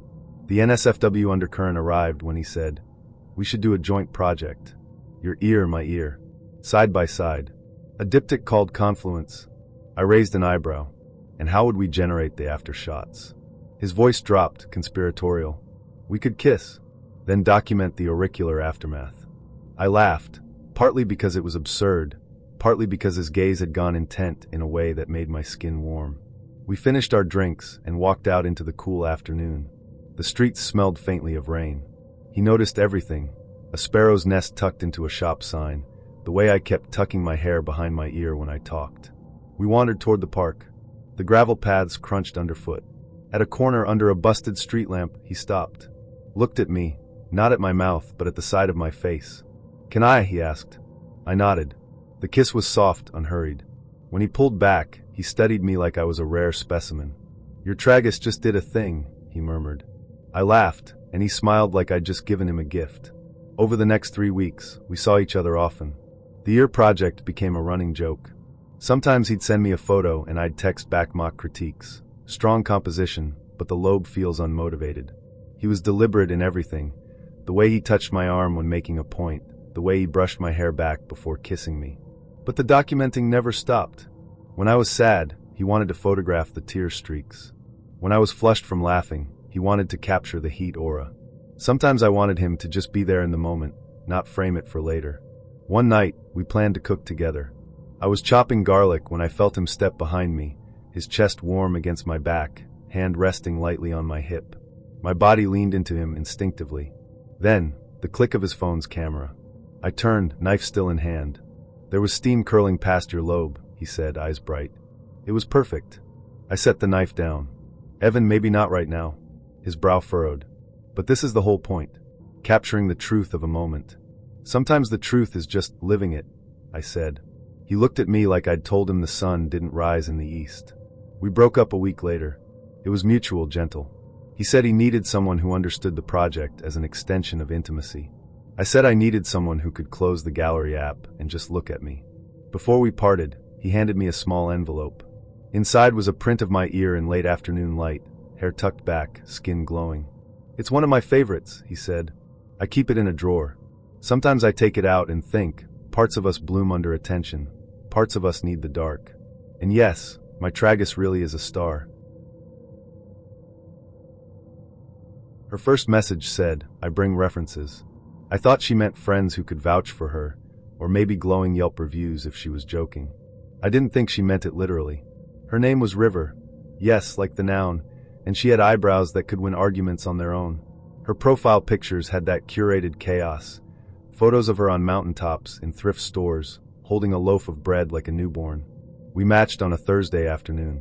She suggested a pub with fairy lights strung everywhere and a carpet that looked like it had survived several wars. I got there first, ordered a pint, and was busy pretending to read the specials board when she walked in. She was shorter than I expected, wearing a green dress and boots that had definitely seen real mud. She smiled when she spotted me, warm, easy, and then stepped aside to gesture at the man following her in. "This is Gareth," she said, like she was introducing an appetizer. "My landlord." I blinked. Gareth was in his 50s, graying at the temples, and carrying a clipboard like it had been surgically attached. "Evening," he said, shaking my hand with the grim professionalism of someone who has replaced a lot of boilers. They sat opposite me, River in the middle, Gareth on the edge. He flipped the clipboard toward me. The first page read, Prospective Partner Assessment. Columns labeled income stability, noise tolerance, shower duration, mold awareness, communication during conflict. My soul briefly left my body and hovered by the dartboard. River looked apologetic but unyielding. "I've had awful relationships," she said. "Thought I'd outsource the first pass screening to someone who knows leases." Gareth nodded like a judge. "We'll just be doing a quick suitability check." The questions started simple. "Occupation?" "UX research," I said. "Employment length?" 3 years at the same company. He made a small mark. Then, conflict style? Direct but not aggressive, I said. River's eyes flicked to me, like she was mentally underlining that. Then we hit the intimacy logistics section. Frequency expectations? Gareth asked, pen poised. I blinked. That's between me and River, isn't it? He looked at me over the clipboard. It's relevant to compatibility. River sipped her beer like this was the most normal thing in the world. 2 to 3 times a week? I offered, feeling like I'd just given a deposition. Preferred hours? Gareth asked. River murmured, I'm a morning person, and he wrote AM. Noise level? I stared at the table. I adapt. He wrote something down and moved on to soundproofing experience and tolerance for accidental lockouts. The whole time, River was watching me with this half smile, like she was testing if I'd bolt. We ordered food. The pub's fish and chips arrived in baskets lined with fake newsprint. Gareth asked if I minded if he ate too. Apparently the interview was hungry work. Between bites, he asked about boundary agreements with ex-tenants. River corrected him. Partners. Pets. None, I said. Potential for future cat? River's eyes lit up. I do want a cat named Crumbs. I could feel myself softening despite the absurdity. Part of me admired the audacity. I'm a researcher. I live for frameworks. And there was something oddly comforting about someone laying it all out, even if that someone was a middle-aged man with a clipboard. I asked if I could pose questions back. River brightened. Of course. So I took the clipboard and asked about her conflict style. How she apologizes. How she likes to be comforted. Gareth looked oddly proud, like we were his best tenants yet. When the plates were cleared, Gareth stood. Provisional approval, he said. 6-month trial. Break clause at 3 if either party fails to take out the bins. He left us with a carbon copy of the form. River exhaled. I know it's weird, she said. My last ex gaslit me so hard I now outsource my gut. Gareth's seen me at my worst. I told her it was the strangest thing I'd ever liked. She laughed, and for a moment, the table felt lighter. We dated for 5 months. Gareth never reappeared, except once when he came to fix a leaky tap and made me a cup of tea while he waited for the sealant to set. River and I fought about normal things, wet towels on the bed, her habit of triple booking weekends. The intimacy was good, though. She liked to curl against me in the mornings, tracing lazy shapes on my chest. She teased that Gareth would have approved of my maintenance skills. When we broke up, mutual bittersweet, we wrote a joint end-of-tenancy letter in Google Docs. We listed what we'd keep, my espresso machine, and what we'd return, each other's hoodies. Gareth emailed, deposit returned in full. It felt, bizarrely, like closure. He was beautiful in the way bad decisions are, all sharp edges and the faint hum of trouble. Name, Orion. We matched while I was halfway through rage baking a batch of blondies. His opening line, you look like trouble in the best way. I replied, you look like trouble in the worst way. He sent a winking emoji. I should have run. Instead, we set a date for Thursday night at a burger joint that brines its pickles like it's a religion. I got there first and grabbed a booth. It smelled like seared beef, fryer oil, and onion rings, the kind of scent that sticks to your hair and your soul. Orion strolled in 5 minutes later. In person, he was even more distracting, tall, lean, with that loose-hipped walk that says I don't hurry for anyone. His black t-shirt fit like it had been made for him, and his eyes did that thing where they scan you once, slow, before locking on your face. He slid into the booth across from me, grinning. Bia, he said like he was testing the weight of my name. We talked jobs. I'm a junior dentist. He does creative direction for a clothing brand. Favorite films, travel dreams. He was charming in that slightly performative way that makes you feel like you're in a scene. When the waiter came, I ordered my usual, double cheeseburger, extra pickles, fries. Orion waved the menu away. Not hungry, he said, leaning back like a billboard for mayhem. Food arrived, glorious and steaming. I picked up a fry and was halfway to my mouth when he said, Can I have one? Take a few, I said, generous because flirtation makes me communal. He plucked one from the basket. Ate it. Then, without breaking eye contact, leaned forward and licked the ends of the rest. Slowly. I froze. He sat back, satisfied. Claiming, he said. My brain was a fireworks factory at midnight. Did you just? So no one else takes them, he added, casual as you please. That's... I searched for a word that wasn't gross. Territorial. He smirked. That too. The way he said it, low, almost teasing, made a part of my brain go okay, so this is a kink thing. I put the fry in my hand down. Orion, if you wanted to play that game, maybe you should have asked first. He raised an eyebrow. You don't like being marked? That depends on the context, I said, matching his tone. And the consent. He grinned. Consider this a preview. I took a sip of my drink to keep from saying preview of what, exactly. We debated lightly but with real edges about consent, hygiene, kink versus basic manners. He admitted he liked bratty, possessive play. I said that's fine when everyone's agreed. He said, I agree, as if that fixed it retroactively. I said, nope. He looked amused rather than chastened. Can I at least lick the pickles? I stared at him like I was on The Office. The waiter came by to ask if everything was okay. I smiled sweetly and said, could we get another order of fries, please? When they arrived, I slid them to my side of the table and ate one slowly, making eye contact the whole time. Then I pushed the rest to the far edge. You can have those. Lick them, marry them, start a preschool with them, your call. He chuckled, but there was a flicker of something. Embarrassment? Maybe. He picked up a fry, this time eating it like a normal human. I misread you, he said. I like big gestures. Big gestures are fine, I said, when they're for both people. We finished eating in a strange détente. Conversation drifted to music, travel, favorite terrible movies. He was easy to talk to when his tongue wasn't on my food. When the bill came, he insisted on paying. Outside, the night was warm, smelling faintly of grilled meat and city dust. He walked me to my car, hands in his pockets. So second date? I hesitated. Let me think about it. He smiled like he already knew the answer he wanted. That night, he texted, I'll keep my tongue to myself next time. I replied, appreciated. We didn't go out again. Back at the clinic the next day, I told my hygienist. She laughed so hard she fogged her face shield. At least he's into flossing, she said. That night, I rage-baked blondies. I did not share. He messaged me the way a man might tap a glass aquarium. Softly, experimentally, like testing the boundary between worlds. His profile picture was him in a linen shirt, sitting cross-legged on a dock, gazing out at water the color of steel. His bio read, practicing presence, trying silence for a month. I stared at it longer than I should have, trying to decide if it was pretentious or intriguing. I wrote back, most men I date are already trying silence, usually after I ask, so what are you looking for? He sent a smiling face, that bland emoji shrug of modern romance. And then, would you be open to a silent date? I said yes because I am 28 and 2 online, because my therapist once told me, try discomfort in safe containers, and because part of me is a moth for the flames of weird experiments. A cafe at 6 p.m. counts as a container. We chose a place with mismatched chairs, low golden light, and the kind of hanging plants that made you feel like you're on a botanical honeymoon. He said he'd bring a journal, to make it intentional. In my head I pictured bullet journaling, washi tape, maybe a pen with a cartoon animal topper.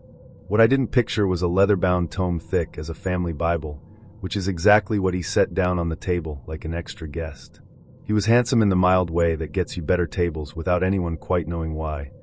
Well-combed hair, jawline like a clean page, eyes soft but watchful. Linen shirt, buttoned just low enough that my gaze dipped there once, involuntarily. His mouth looked like it knew about herbal tea and slow mornings.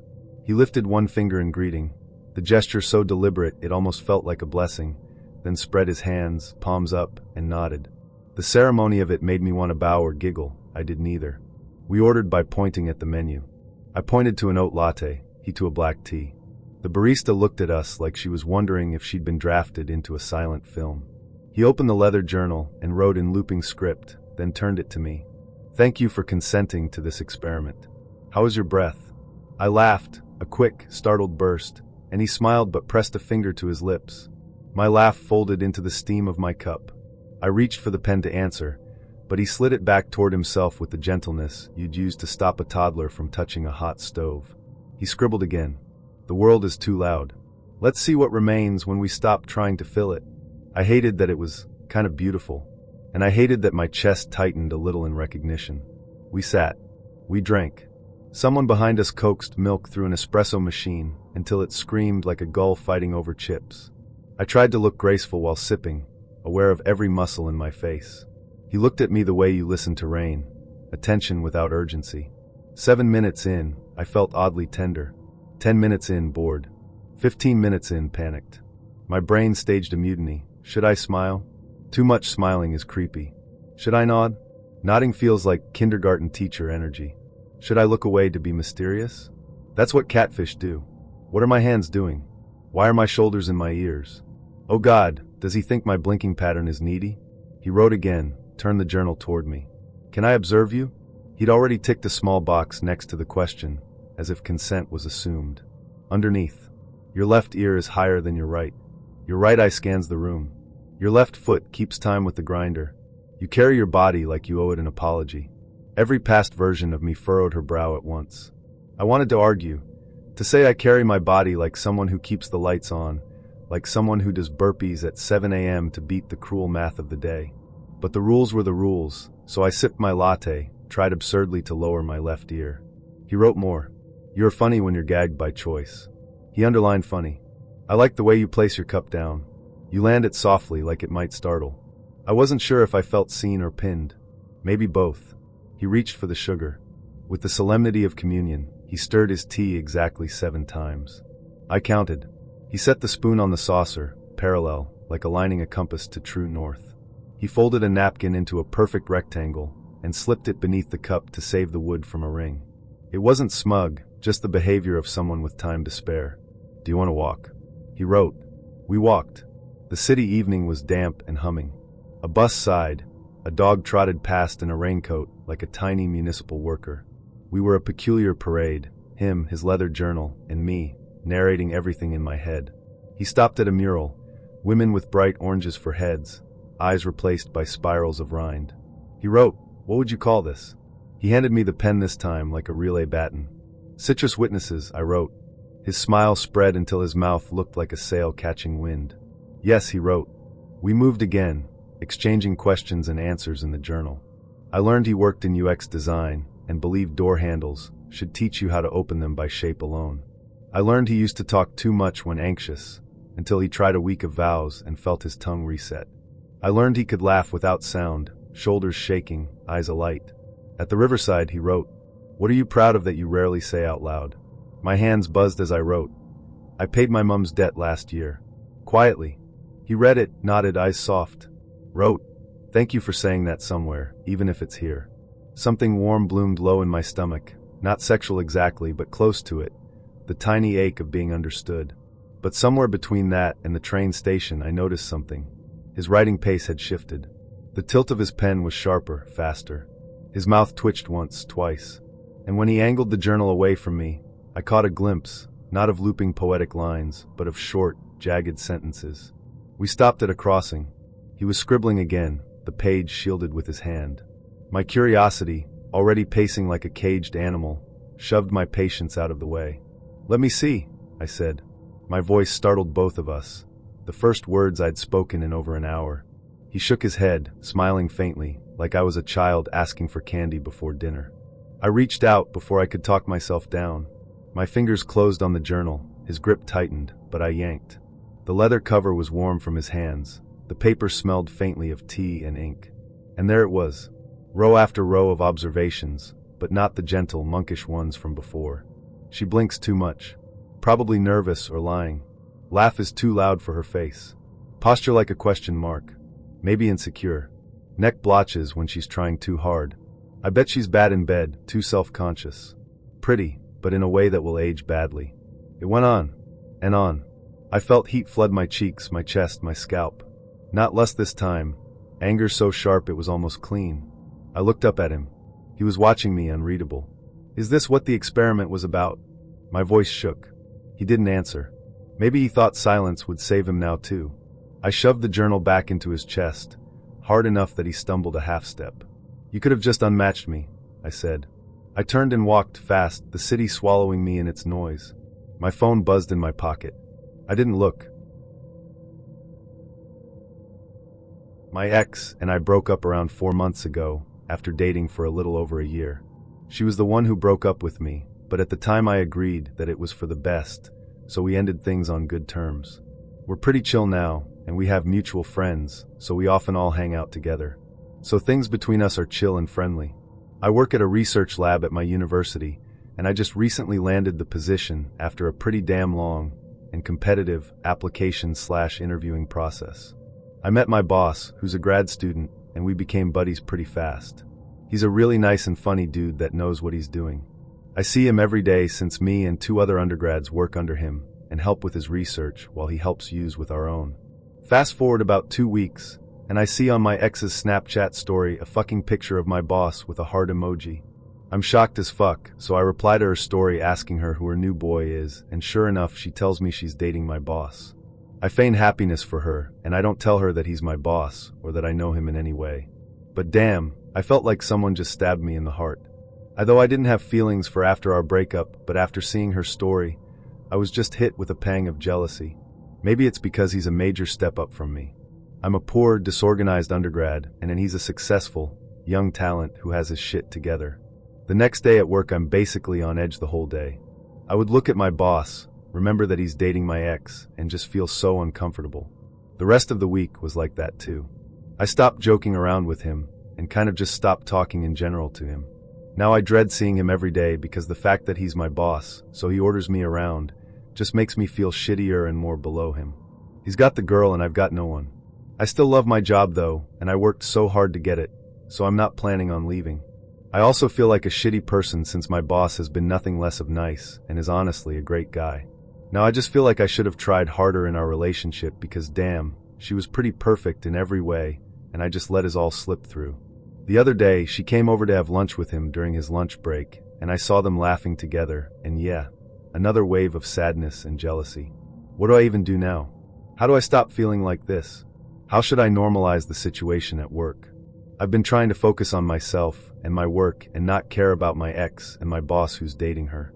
It worked pretty well. I started a painting and I'm pretty close to finishing it, and I impressed my boss, the professor who owns the lab, not the one dating my ex, by staying late for 2 days in a row to finish a really difficult experiment.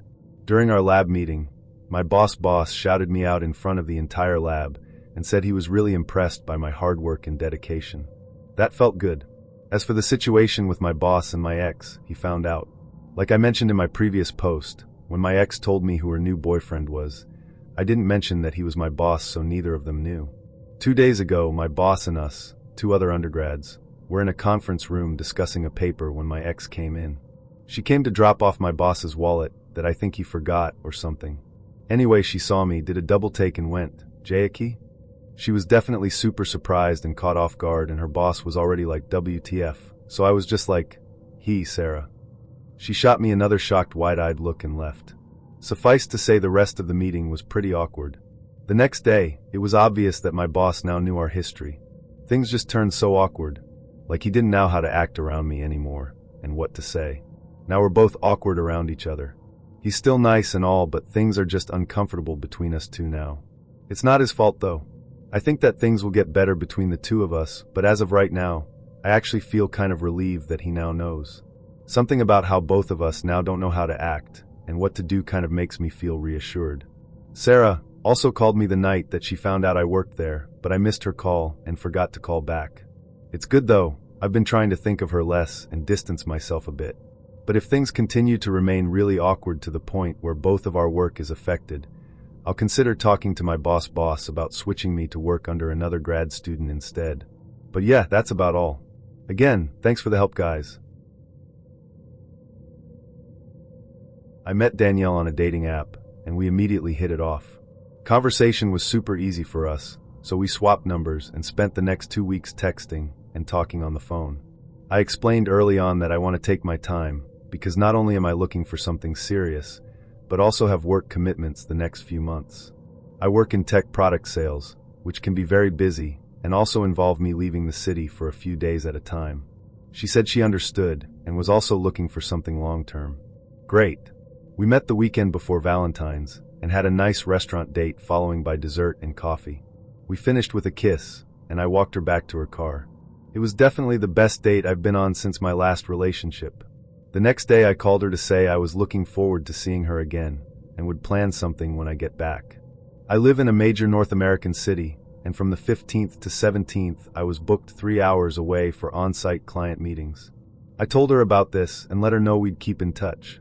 On the Friday I'm due to get back, I get a message from a close female friend asking who I pissed off. I have no clue what she's talking about. She sends me a screenshot of my photo on what looks like a FB page and tells me it's a private group where women call out men for cheating.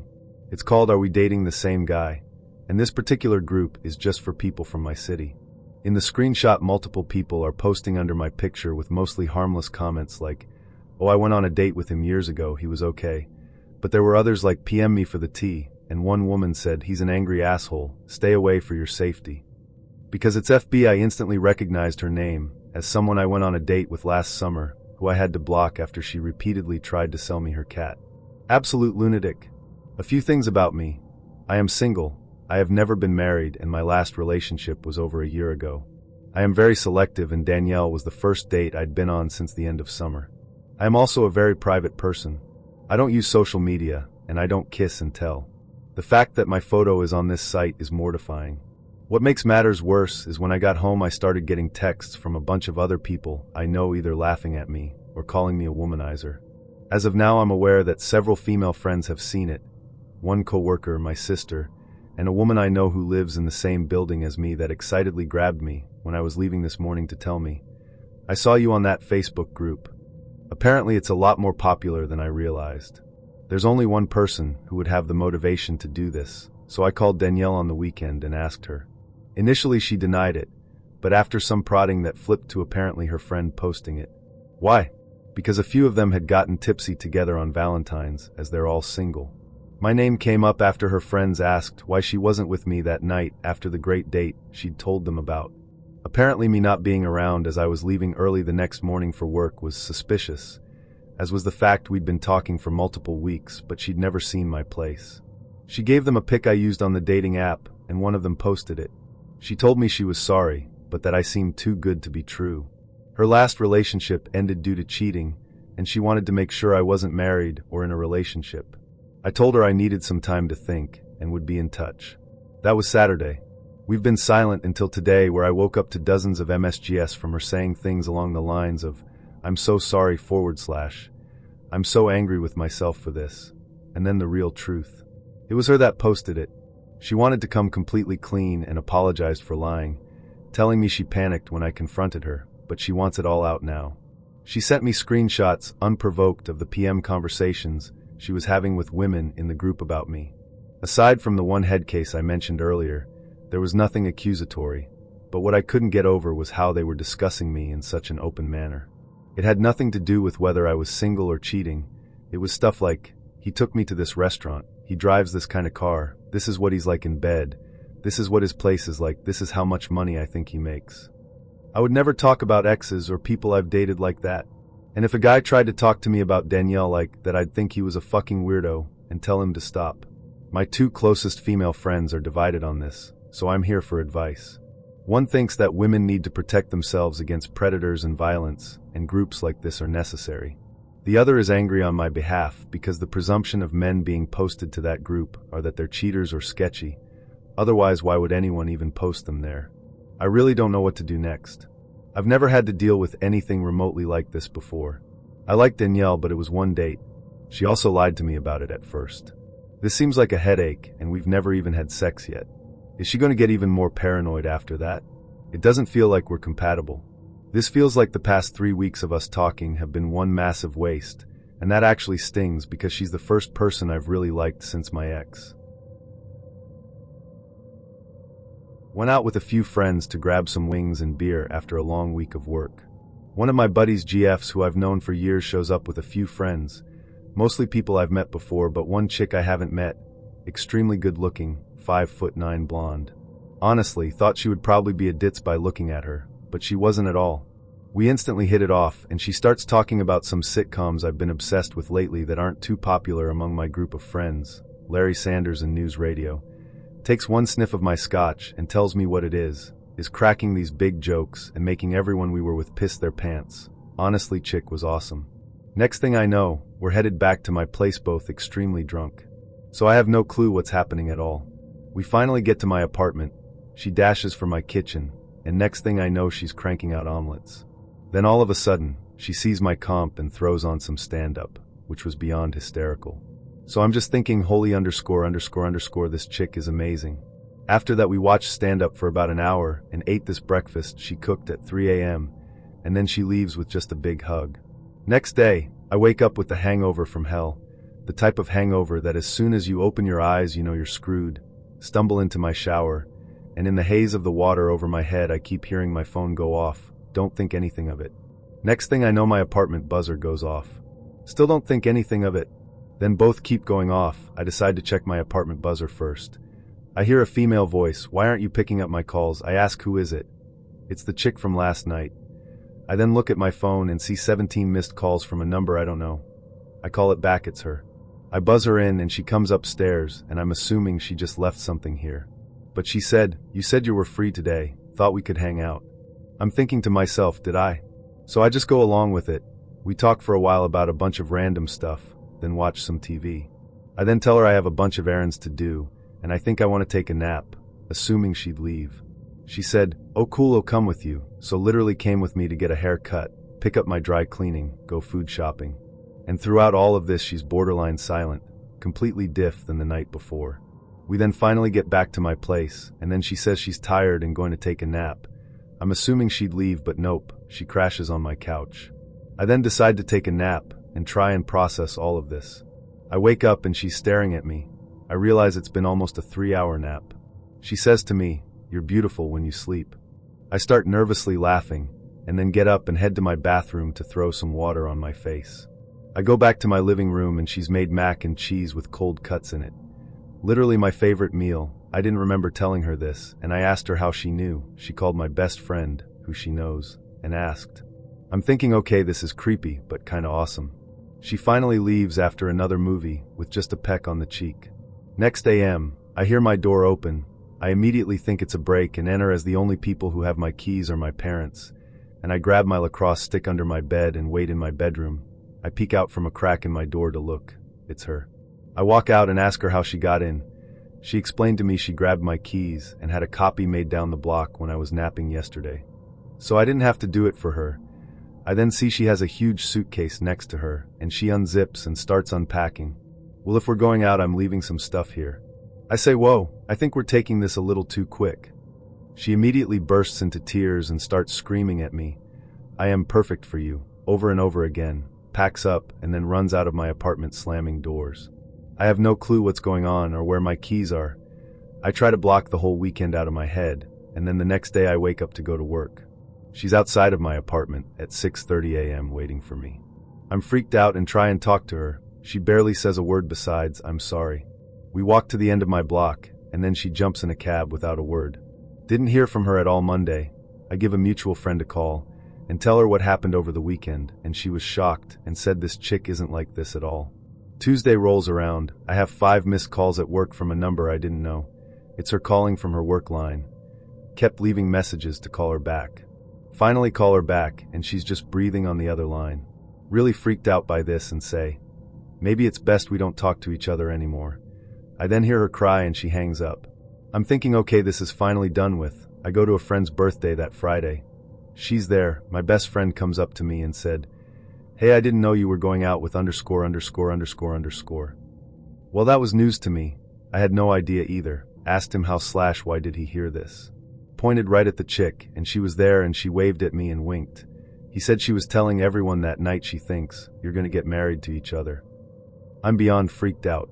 I tell my buddy everything that happened, and we both decided to leave and told my friend whose birthday it was we'll take him out for drinks another day. I go home that night. She's sitting on my couch. She immediately yells at me, why did you tell people we weren't going out? I ask her to leave and pull out my phone and told her I was going to text the cops. She cries and then leaves without saying a word. Immediately called our mutual friend and told her what happened, and she's freaked out for me. She calls the insane chick's parents. Finds out this happened one other time in college. She had a stalking problem with a guy. Said her parents know she still calls him from time to time. Next day I changed my locks. Haven't heard from her in about 2 weeks now. Scared she'll pop up out of nowhere again.